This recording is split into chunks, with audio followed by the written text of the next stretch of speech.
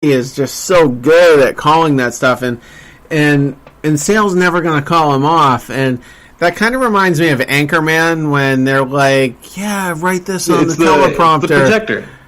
Yeah, it's the prompter. Yeah, they're like, Burgundy will say anything, and I'm like, go fuck yourself, San Diego. Exactly, and I'm convinced if Sandy says, "Hey, Chris, throw me a knuckleball," he would try. Absolutely. It might not go well, but, and that's hard. And we cannot take Leon off of Porcello. That's one thing I do not want to fuck with. We've seen what happens when that gets done. Finicky as fuck, and I don't want to mess with that.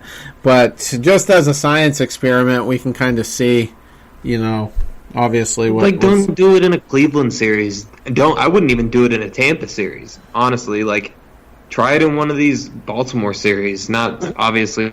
Not this one, but maybe if there's, there's one more right before the playoffs. Maybe try it in one of those. Just try something. I just want to get a look at it, and I obviously the Sox don't pander to what I like. Otherwise, Brock Holt would never see the field. But I do have the feeling, though, once October rolls around, it's mostly going to be Sandy in there. Yeah, no, you're right. You're right. Yeah. I just hope that Blake's super healthy by then, because then we have that super utility that can play whatever we want.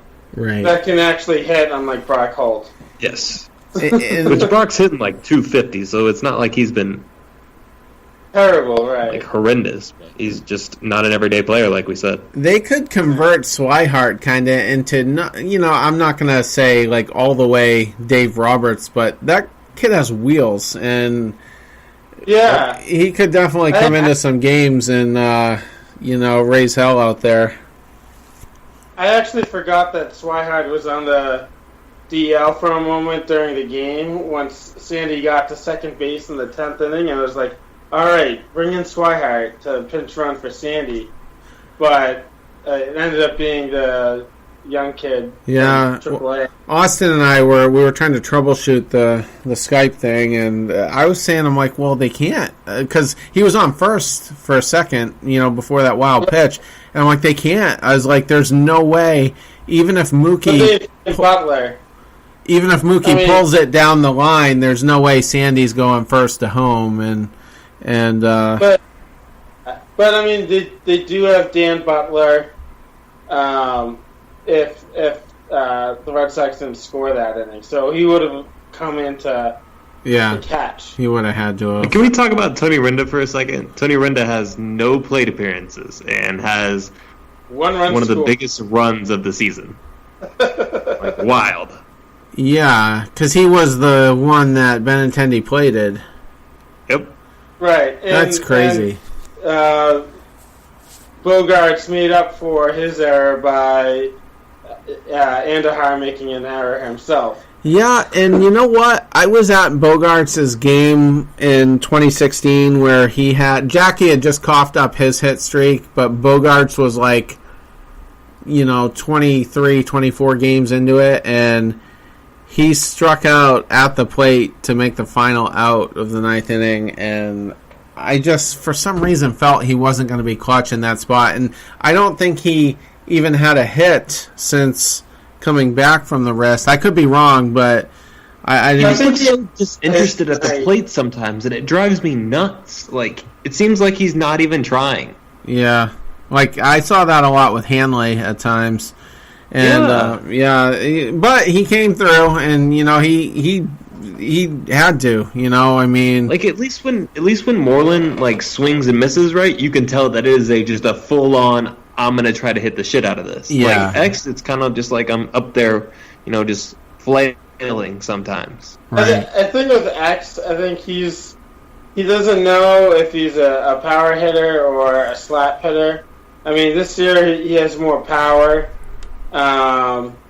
But, I mean, he is a hit-to-contact type of player, so he's not going to be taking those big cuts all the time. He's going to try to hit the ball where the ball's pitched, and hit it the other way if it's pitched outside. And he's just trying to make the pitcher work by fouling off pitches. So, I mean, to compare him to Moreland, I think, is unfair because I think they're two completely different type of hitters. Like his best National League comparison when healthy, he's a lesser Corey Seager. Like neither one of them are power hitters, but they're both in between. Like the difference is Corey's going to hit 300. Like X is going to hit 270 his entire career, and maybe sprinkle in a season every now and then where he hits 300 or 320. Yeah. Yeah, I mean, you guys are making some interesting points because when he was that 330 hitter, in the first half of the last couple of seasons, that was when he was kind of slapping the ball, like what Ethan was. That's when he's at his best. Yeah, just in terms of average, but he does a lot of damage as a power hitter. I kind of like this year's version of Bogaerts, to be honest with you. I feel like he does more damage, and last year, we definitely had a power shortage, and we won a lot of games on small ball and just good contact hitting and aggressive base running and whatnot. And he did his job, and we got the sweep, and crazy. Half of Red Sox Nation is probably going to wake up in the morning and think, what the hell did I just not see and slept through. And whoa. Yeah. One quick tidbit on X. He's only 4 doubles away from his career high. So there's that. There's a silver lining. Yeah, so that speaks more towards the power, slapping him off the monster and whatnot. And he's hitting the ball hard too. I mean, when he's got Jackie syndrome. He's hitting the ball hard, and they're just not balling in. And when he got hit by that pitch, I think it was a week ago. There was like fears, like, oh no, it's deja vu. And he's going to have the same type of injury that he had last year. But last year, as I mentioned earlier, after he got hit by the pitch, he didn't hit the ball with an exit velocity of greater than 70 miles an hour. Tonight, he hit a ball like 100 miles an hour off the bat. So he still has that power. And I think he did get a hit tonight. Do you want to double check that? Yeah, I'll double check it. Also, I touched on him earlier. How concerned should we be about Craig Kimbrell? I'm not concerned at all. And like I said, I'd take Craig Kimbrell over our oldest Chapman 11 times out of 10. What does Kimbrell have to suck at to convince you that maybe there's something to worry about there? He has to blow 3 saves in a week. 3 in a week? Oh, come on. I would say 2. I would say 2. 3 is a little much. 2 saves in a week. He's only blown 3 saves all season. And I'm concerned, don't get me wrong. I'm just not. I'm like 20% concerned. And I think Dave would say the same thing if he was here. Since the All-Star break, he hasn't had a lot of save situations, so he hasn't had a lot of work. And when he does get in, like we saw on Saturday, was it? Or Sunday? Sunday. No, Saturday. I'm getting my days mixed up. Like we saw on Saturday, he came in with a 4-run lead, not a safe situation. So he lost some of his edge. I did think it was kind of weird, though, that he did get those first 2 outs fairly easily, but then struggled to get that last out, which was kind of odd and frustrating. But I think with more work and more save-like situations, I think he'll get better. I mean, he's not as dominant as he was last year, but I feel like at the same time... But he's not using the curveball like he was last year. Because last year he blew more saves. This year he's gotten the job done. Like he has this need to like not use that nasty knuckle curve that he has, which is just ridiculous because it comes out of the same arm slot. Like I saw the Pitching Ninja overlay the other night of that rising fastball, and also with that knuckle curveball comes out of the same arm slot. He lands in the same spot, so there's no tipping when it comes to that pitch. He just has this. He doesn't want to use it. I think with Sunday or Saturday, he didn't have a good feel for the knuckle curve, and he wasn't locating that pitch well. He was missing, and the Yankees were laying off of it, and so that's why he didn't. He abandoned that pitch. You could say he abandoned using the knuckle curve too early, and should have gone back to it more. But they're told to lay off that rising fastball now, so it's kind of hard to. Yeah. You have a total of like 3 pitches. If he doesn't have that feel for that pitch and doesn't feel confident with that pitch, I'd rather he throw his 100-mile-an-hour fastball. Well, the problem though is that pitch isn't always a strike when he's getting the swing and miss, and then if he makes it a strike, it's probably going to get hit.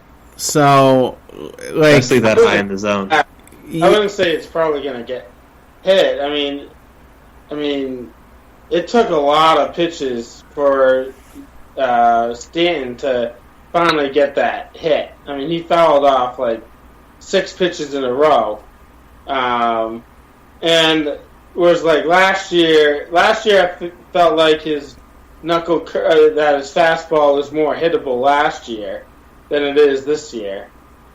So I don't necessarily think it's going to get hit if he throws it in the strike zone every time. I mean, he's throwing it at 100 miles an hour. It's really hard to hit a 100-mile-an-hour fastball, even if it's thrown in the strike zone.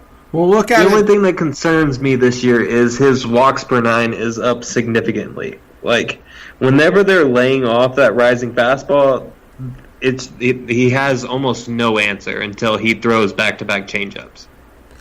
Or that knuckle curve that you mentioned. And he's got the number 1 offense in Major League Baseball to hand him those leads, whether it's a 3-run lead, 4-run lead, whatever. They can bail him out like they did against Minnesota. If he's the closer for the Seattle Mariners or the San Francisco Giants or even like the Colorado Rockies, I don't think he escapes, to the degree that he escapes. No, because Boston. They're 1-run leads instead of 3-run leads. Absolutely, and so he's skating right now, and he's just getting away with it because he's got a lot of people to protect him, and I'm concerned. And he choked last year in October, and he choked in a 1-game wild card with Atlanta. So not really a good track record to make, bold assumptions that everything's going to be fine. And well, listen to this. This is going to speak wonders about how great of a career that he's had to this point. Because he's had a phenomenal career as a closer to this point, fastest to I think 300 saves or something to that extent. Craig Kimbrell has given up a career high and inherited runners scored, right? You're like, that's awful. Well, the number is 5. So, I mean, it's not a horrendous number, but, I mean, it's still his career high. But he's a Hall of Fame closer to this point in his career. So, I mean, that number doesn't speak too much. And also, isn't he like second or third in the Red Sox all-time career saves? Yeah, but that's because nobody has tenure here besides, Papelbon. Papelbon, yeah. Oh. Yeah, I don't know. I'm not comfortable, and I was a little horrified. You haven't been comfortable for a while, though. Yeah. This is just driving up your meter a little bit. Yeah, since the All-Star break, for sure. I mean, his whip's over 2 in that span, and one game they were going to bring him in. Was that the Porcello game? He was warming up. Yeah. Yes. And I was like, no. We were trying to figure out if he was going to come in. I'm like, he does not need to enter this game, and luckily it didn't happen. In that situation, it was a save situation. If he were that's the point. Is the fact that he could have come in. Save situation, I think that adrenaline gets up there and he gets the job done. He might walk a guy, which isn't great to see from a relief pitcher, let alone a closer. But I do feel like he does perform better in those save situations than he does when it's not a save situation. Yeah, I mean, Alex Cora